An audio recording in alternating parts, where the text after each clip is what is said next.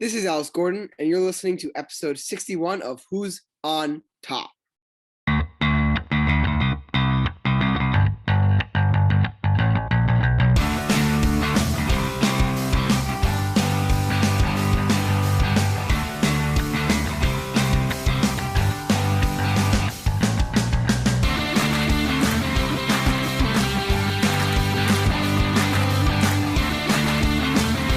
And welcome back to episode 61 of Who's on Top. I'm your host, Ori. It is May 13th, 2 days before my birthday, 2021. We have a very exciting episode planned for you with only 3 people on the episode, but 3 is a good number. But it's, the solidified Jews, if you can say that so yourself. It's me, Ellis Gordon, the Russian machine. Say hi to everyone. What's up, guys? And the bearded man himself, Jacob Caston. What's up, guys? Let's talk some sports. For all you listeners, Jacob Caston has been growing out his beard for a month and a half, and boy, does he look good. His hair is also growing out. All right, let's move on. We got a few exciting things planned for you, especially when it comes to boxing and fighting. No, it's not the Ellis Daniels saga continued, but Ellis, take it away. What happened last weekend? Boxing had a pretty good week with Saul Canelo Alvarez versus Billy Joe Saunders, the Brit. And it was actually a really good fight until, as me and Ori were talking about on text, it ended a bit anticlimactic because the first rounds went to Canelo. I think Billy Joe Saunders had won the middle rounds, but it was close. The whole fight was close, very intense. And then the 6th round, I believe, or was it the 8th or 7th? I think it was 8th. It was the 8th. I'm pretty sure it was the 8th. Canelo just became Canelo. He just dodged a few punches, hit him with his signature uppercut, and from with a minute and a half left in the round, and from there just beat on him. Billy Joe Saunders was able to stand up, went to his corner, but called off the fight from his corner because he couldn't open his eye, was taken to the hospital, and they assessed him with an orbital bone break. His orbital bone broke. So it wasn't really quitting, I don't think, because, it was anticlimactic for sure, but his orbital bone completely broke.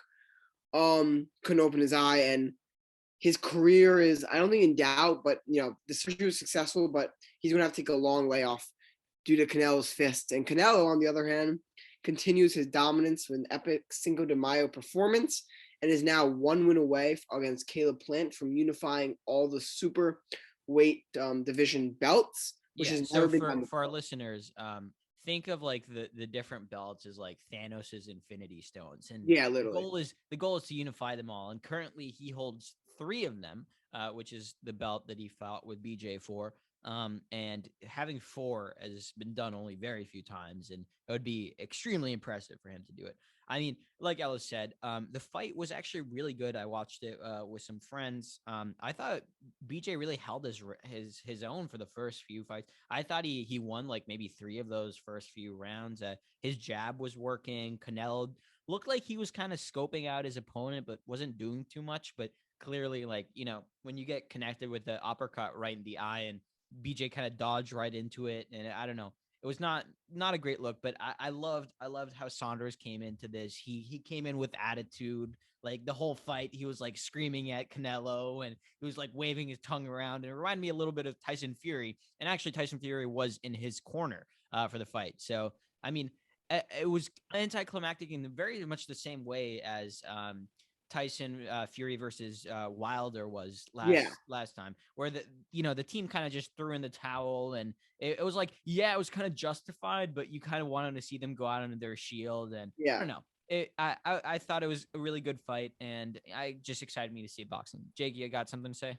Yeah, so I didn't actually see this fight, but reminding of Fury versus Wilder. Ellis, am I wrong, or is there another one this summer? Not Wilder, but there is Joshua versus Joshua versus Fury. That's a really big one. Is that while we're away or no? August 12th in Saudi Arabia, the 12th. So we're gonna be here. Who's fighting when we're away together? Is that Logan Paul versus Mayweather? No, yeah, Logan Paul. So I guess we should mention this too. I don't know if we mentioned this last episode, but Logan Paul is slated to fight Floyd Mayweather, and boy, did that press conference get heated. Ellis probably has a lot to say about this. I don't have that much to say, but Mayweather almost committed homicide on Logan Paul. Mayweather was very close to committing second-degree murder on Jake Paul. The Paul brothers are good fighters for for their like. They're good fighters in the sense that you wouldn't think they'd be good. So they're exceeding expectations, but they're not real fighters in the end. And that is just the cold hard truth of the fact. So like going up against, well, we'll see, but going up against Mayweather, like Jake Paul can pull off those stunts against other people on like YouTube, but like it's just against Mayweather. But it also maybe it was on purpose. People are saying that because I mean it sells the fight. I mean it definitely sells the fight. For sure. Sells the fight, but Jake Paul almost lost his head. So like Yeah. at what cost? At what cost? So I mean that's really exciting to watch. We might even live stream. I'm not sure we can't live stream the fight, but we might live stream our reactions to the fight, Maybe. which I think would be pretty fun. Because we're all slated to watch it together. But yeah, so let's move on from boxing. Great match. Canelo just looking dominant. All right, Jake, we have a little player comparison, right? Yeah, StatTrack. I've got an NBA StatTrack player comparison. Ellis, you want any hints or like position first, or just stats? I think by stats we can tell the position. So go on. Okay. Player number 1 has played 61 games, averages 33 minutes a game, 45% field goal percentage, 30% 3-point percentage. 4 rebounds, 7 assists, 0.9 steals, 0.2 blocks, 4 turnovers, and 19 points per game. That's not very good. Player number 2. It's fine. 69 games. 35 minutes a game, 45% from the field, 42% from 3. 6 boards a game, 3 assists, 1 steal, half a block, 2 turnovers, and 18 points a game. Is 2 RJ Barrett? He was RJ Barrett. Aha. I knew because he's been shooting really, really well. And yeah, so one's a point guard though, right? He's a guard. Yes. A guard. Point guard, yes. So I'm assuming he's a good player. That you're trying to prove that RJ Barrett's better. So let me think about this a little bit. I'm gonna pull up some teams. RJ Barrett's been having a great. Do you want a conference or a?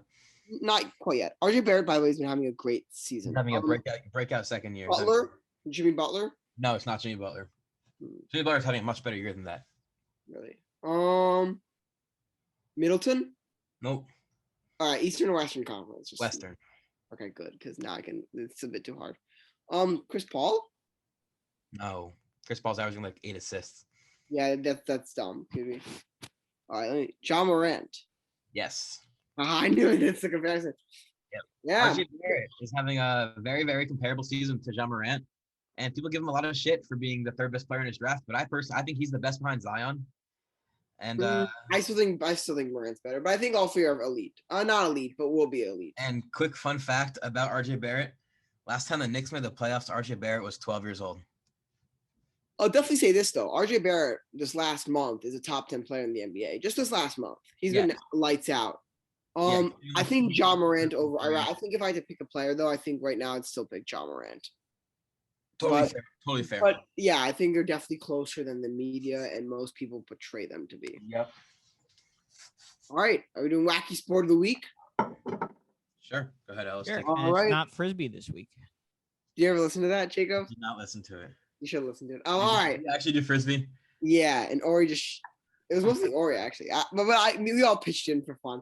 All right, our Wacky Sport of the Week this week is Tetbury Woolsack races. The Tetbury Woolsack races are held along Gumstool Hill, which is in a street. All right, now I'm changing the Wacky Sport of the Week. I read this Wacky Sport of the Week and I do not like it. So I'm doing a different Wacky Sport of the Week, and this is called the Yabby races. So Yabby is the term for a freshwater crustacean in Australia. Yeah, Ori, give me that face because it's wacky. And they're found in dams in many places along Australia, and it's kind of like a fun thing that kids do to catch them. And so you can race these crustaceans, and they're raced in a town called Talbot. And they hold a festival called the Yabby Festival where they do the Yabby races. I'm not sure how sanctioned this is, but it's done. So, races are also held in Mooney, Kajabi, and Windor in Queensland, New Zealand. For the Yabby races, the event consists of 4 races of 10 Yabbies. so painted onto gravel, and the winner is the winner. So I'm about to show you what a yabby looks like. Can you make me co-host, Ori? Ori, can you make me co-host real quick? I'm co-host now. I will show you yabby. So these are yabbies. They're like little crab things, and you race them. And see, look at this. Look at this big Australian dude with the yabbies. But yeah, so you race them, and yeah, I'm really not sure how sanctioned this is, but it is definitely a sport, and it is definitely wacky. So fits our criteria, maybe not PETA's. So hope you enjoyed the wacky sport of the week, and I think it's going to be a short episode this week, which I like. We had a great last 2 weeks. Let's keep up the momentum. Thank you for having an awesome May. We're already up to 160 views, 158 to be exact. So not quite, but we like to round up here on who's on top. Follow our subscribe to our YouTube at Who's on Top. It's WHO_SONTOP, with the spaces like normal spelling. And subscribe, turn notifications bell, like, comment, all that good stuff. You can watch past highlights of our podcast. We post highlights currently. Now also our podcast is you can find it on Spotify, Apple Podcasts, wherever you get your podcast. Same thing as YouTube. Subscribe, turn the notifications bell, like, so you always know when a new podcast is coming out, and help us grow if you like us, which I hope you do, because you're listening now. You've gone this far, so you might as well. Also follow our Twitter and Instagram at wat.podcast. That's WOT.PODCAST. Twitter is fun by Dan. He posts some usually Yankee slander, if I'm being honest, but it's amusing. Terrible. Jacob. He's a fucking loser. If everyone but Jacob, it's amusing. But yeah, and he also should be posting when the news podcast is out, but we'll see about that. On Instagram, we have social media manager Katie and Alice running the accounts, and along with me, and we got some cool photoshops, and you always know when the new episode is out. Plus, you can listen to our podcast there using our link in our bio.